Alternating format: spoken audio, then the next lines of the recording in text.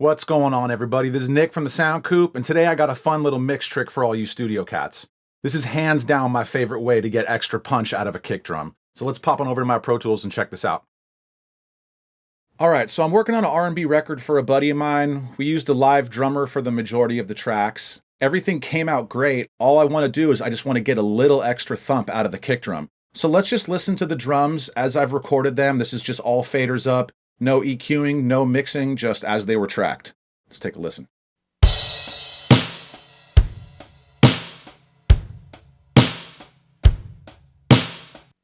Drums sound great. The kick drum is present. It has a nice amount of attack. It just doesn't have the thump I want. I'm working on an R&B track here, so I definitely want a nice amount of sub-lows on this.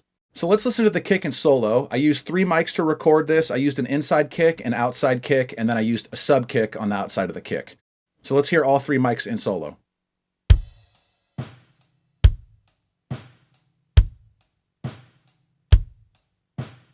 Yeah, the recording sounds really good. Again, just I want a little extra sub out of it. So here's a couple of traditional ways you might see guys adding lows. You might see something like this where a low shelf is being used. You might see something like this where a low boost is being used with like a bell style filter. These are totally valid ways to handle it. Another way you might see guys handling low end in a kick drum is using a Pultec style EQ. These are also great, a lot of fun. Now, if you don't know, the Pultec is basically a low shelf like this with a cut right above the set frequency.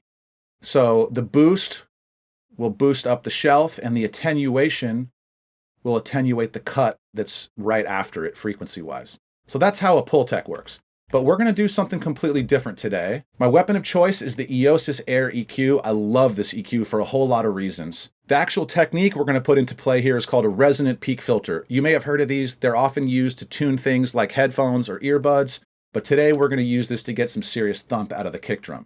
So one of the great things about the Air EQ is they build in resonant peak filters to both the low cut and the high cut. So we're going to use the low cut one today. I'm going to engage the low cut. I'm going to change the slope from 6 to 12 dB per octave, and I'm going to increase the Q, and it's going to create this little bump right at our set frequency. Now, what I'm going to do here is we're going to listen to the kick in solo, and I'm just going to slowly just swipe upward in frequency until I end up in the area that has the thump that I'm looking for. So let's give this a try.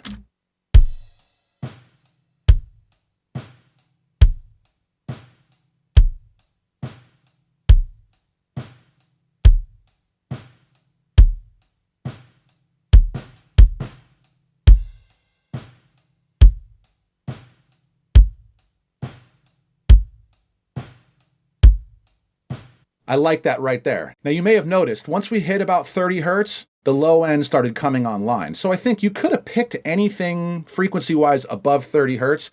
I'm just really liking the way 47 sounds. So let's just do a quick little before and after comparison. I'll bypass this, I'll play a couple of bars, and I'll turn it back on. Let's do a before and after.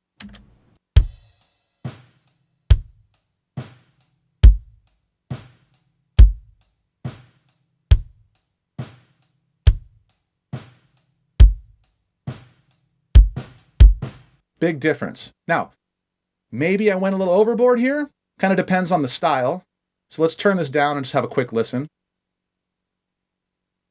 Bypassed. And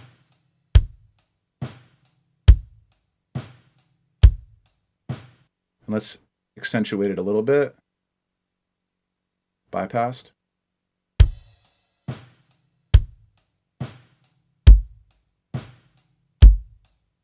Yeah, that thing's definitely thumpy now.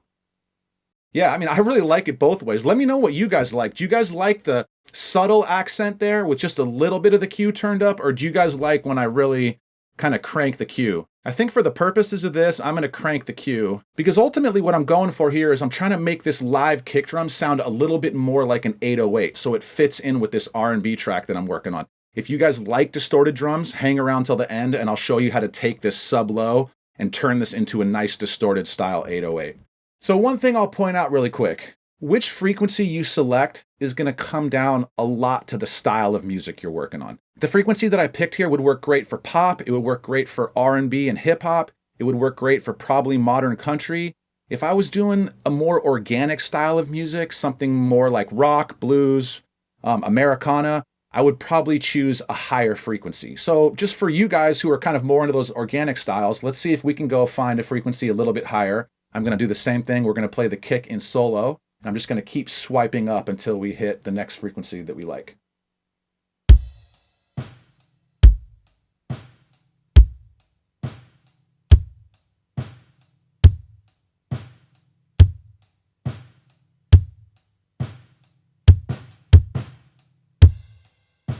Now for me, if I was doing something more organic, that's a lot better. So that's like 84 hertz. Yeah, 84 hertz.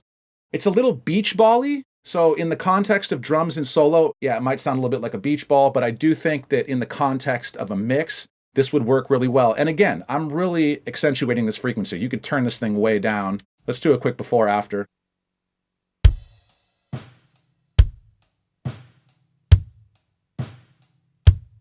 Yeah, just a little subtle extra push in the low frequencies. I love it. Now, my overall goal for this track was I wanted the kick drum to sound a little bit more like an 808. I'm mixing an R&B track here. I kind of want it to sound a little bit more electronic, and I don't want to bring in a sample to do that. So what I really want here is, now that I got the thump that I'm looking for, I want just a little bit of distortion. And using a resonant peak filter into some sort of a distortion unit really brings out some nice character. So let's just try that really quick, just as a quick ending for all you guys that love distorted sounds. We're going to put the frequency back to 47. I'm going to adjust the Q and pump it up a nice amount. Then what we're going to use here is we're going to use the Slate VMR with the virtual mix bus. And I'm going to use the USA emulation, which is basically an API desk. I love recording drums with an API, very punchy preamps. And so the way we're going to handle this is I have the input and the output linked. So I'm going to slowly turn up the input, which will adjust the output accordingly. So we're not going to be getting a louder signal. All I want to do is I just want to drive the analog side of this mix bus a little bit and see if I can make this kick drum sound a little bit like an 808. So let's try this out.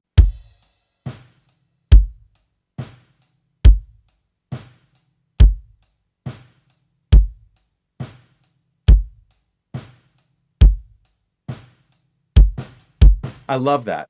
Now, obviously, the kick's feeling a little bit loud to me, so let me just mix this real quick.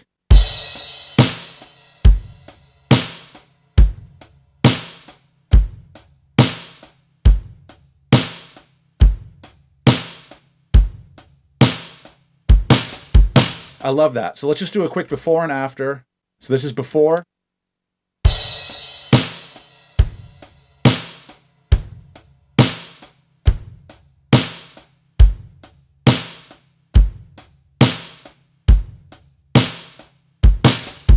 I really like it. I think I could turn this virtual mix bus up just a little bit more. Let's just try it.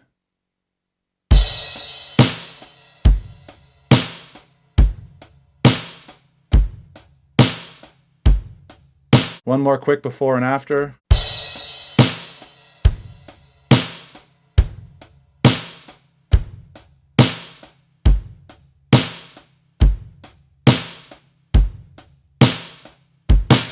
Yeah, I like that way better.